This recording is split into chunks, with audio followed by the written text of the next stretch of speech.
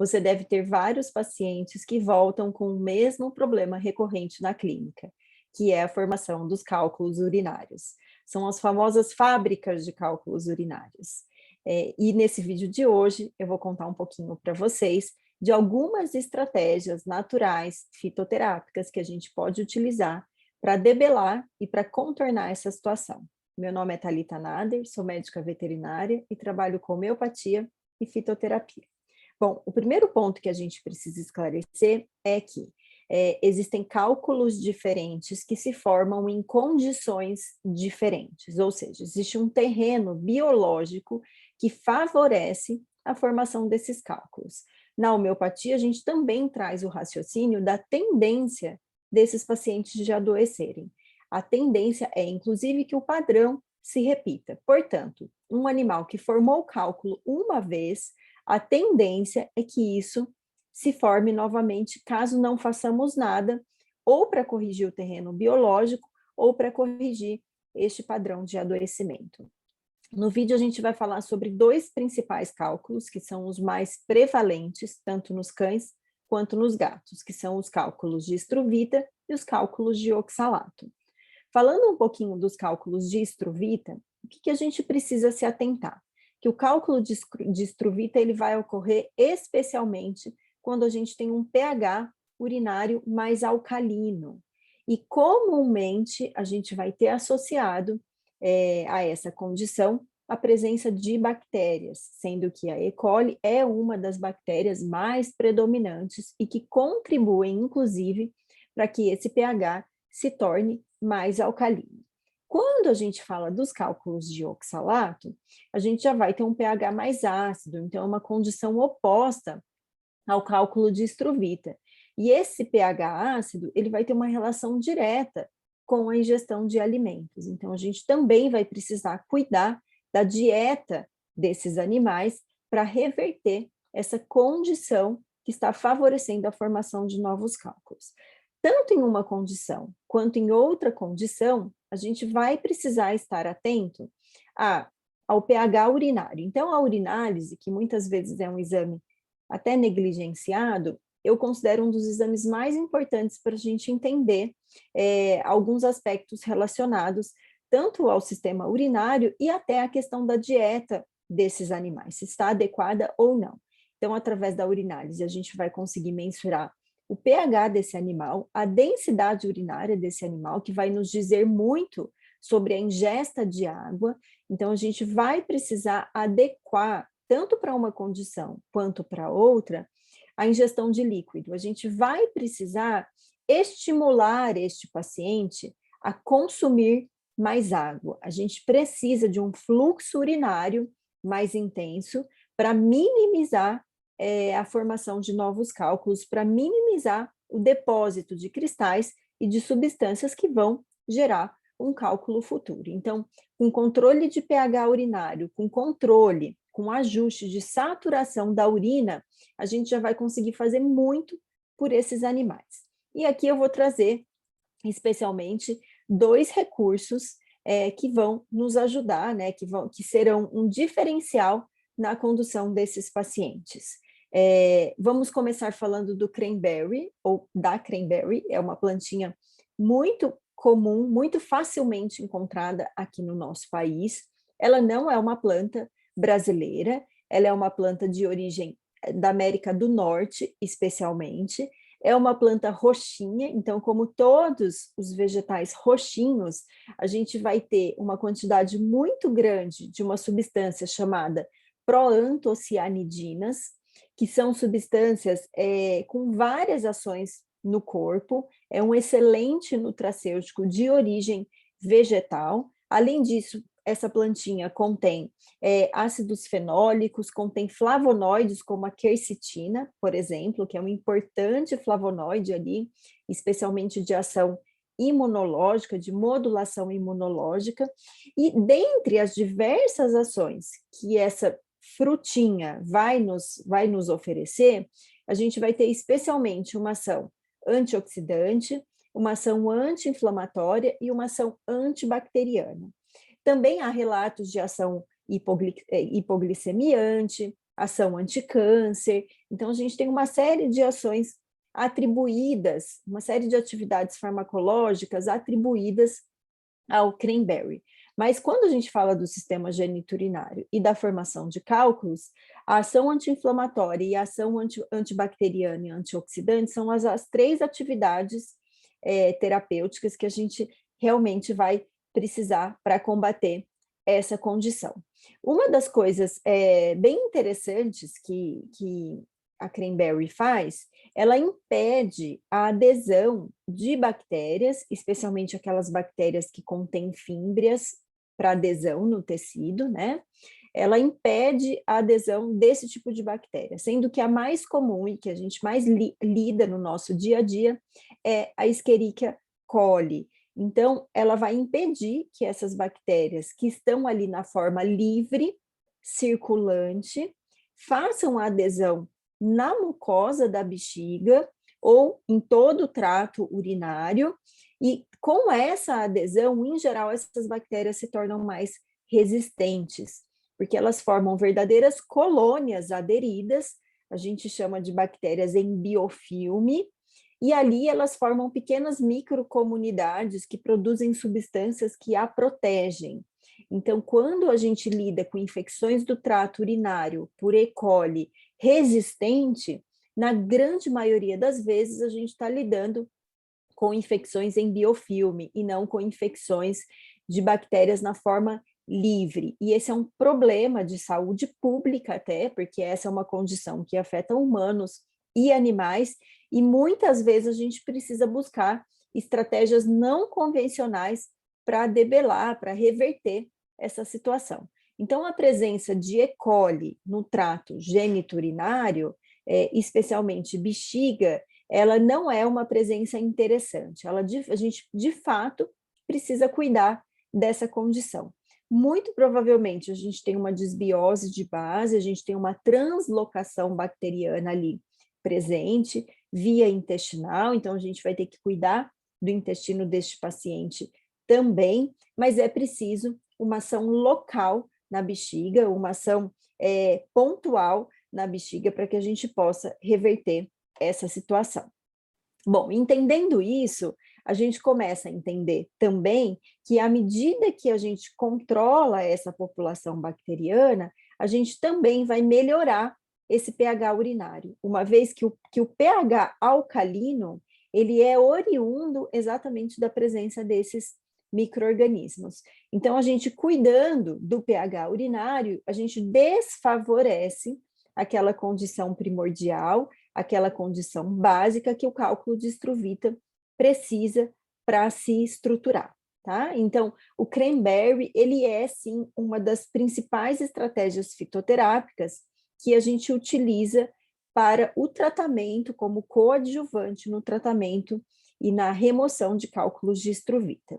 Corrigindo o pH através da dieta, então a gente pode utilizar nutracêuticos alcalinizantes, por exemplo. A água alcalina também é um excelente recurso.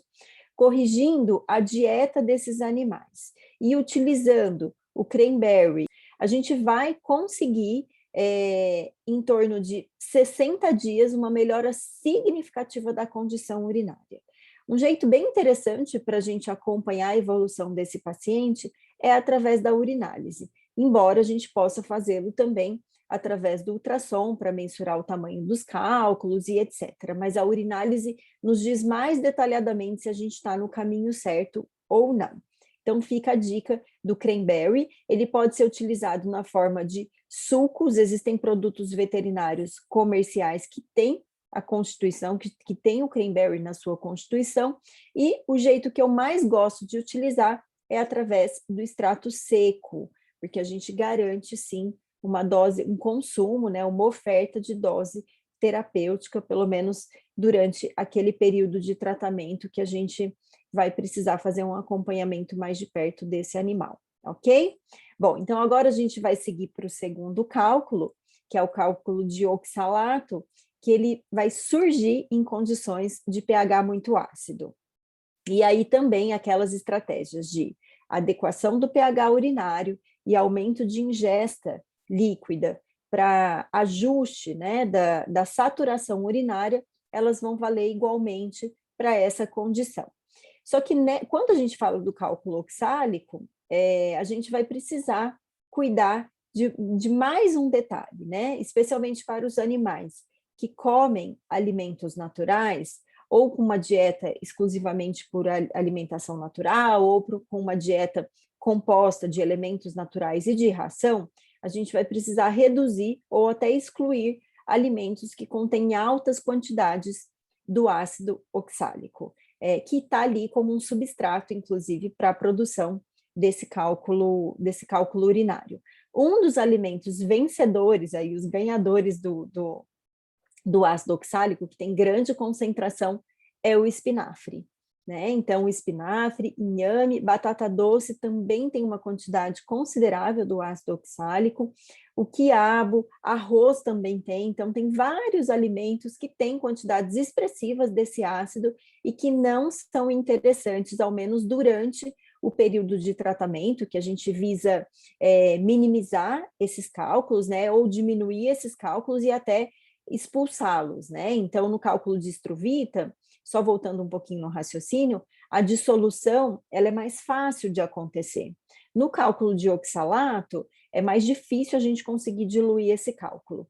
O que a gente consegue fazer é estagnar o crescimento e novas formações de cálculos, e aí a gente vai utilizar um recurso fitoterápico para melhorar a arquitetura desse cálculo. O cálculo oxálico, o cálculo de oxalato, ele tem uma estrutura extremamente irregular, então as bordas são cheias de espículas, então inclusive é muito comum a gente observar a presença de sangue na urina desses animais, porque essas bordas espiculadas, elas ferem a mucosa, e aí a gente vai ter a hematúria, a gente vai ter a presença de sangue na urina, e o que a gente usa como importante recurso para melhorar essa situação é o chá de quebra-pedra, né? Então, percebam que eu não falei do chá de quebra-pedra para o cálculo de Struvita. E agora eu vou falar do chá de quebra-pedra para o cálculo de oxalato, que é onde os estudos demonstram que, de fato, a esfera de ação medicamentosa é muito mais efetiva, tá? Então, a gente reduz alimento com ácido oxálico, a gente ajusta o pH, a gente melhora a ingestão de água, e aí sim a gente vai entrar com chá de quebra-pedra, que é o Phyllanthus niruri, para a gente conseguir melhorar a estrutura desse cálculo.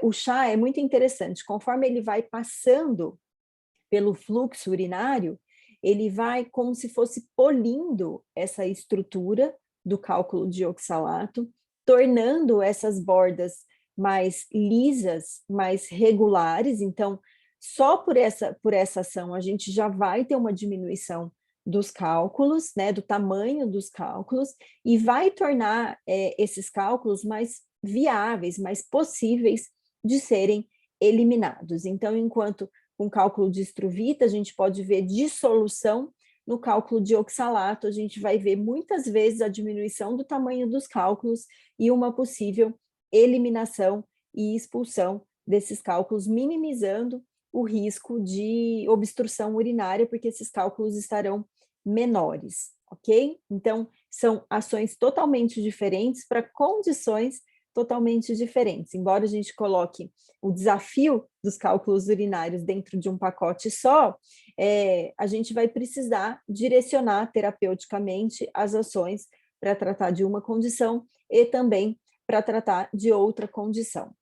Bom, então, essa planta, Phyllanthus niruri, é uma planta muito facilmente encontrada no nosso país.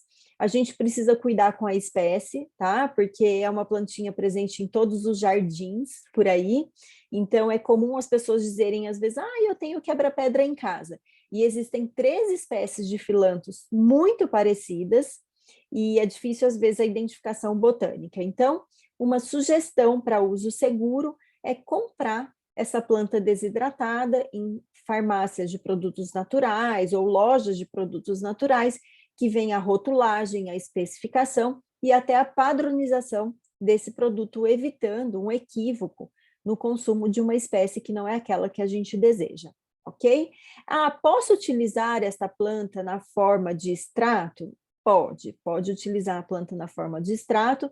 As tinturas também é uma possibilidade. Eu, particularmente, evito as tinturas por conta do alto teor alcoólico.